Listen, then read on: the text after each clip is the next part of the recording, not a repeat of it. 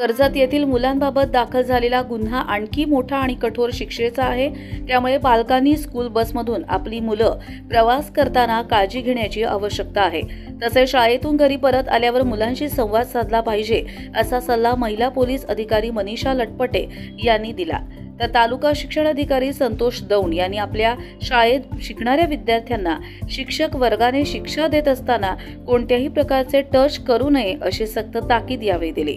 कोणत्याही स्कूल बसमध्ये एकतरी विद्यार्थिनी असेल तर महिला केअरटेकर पाहिजेत याची नोंद पालकांनी घ्यायला हवी होती। त्या स्कूल बसमध्ये 25 लहान बालके प्रवास करीत होती। याबाबत पालकांनी आपली जबाबदारी घ्यायला हवी होती।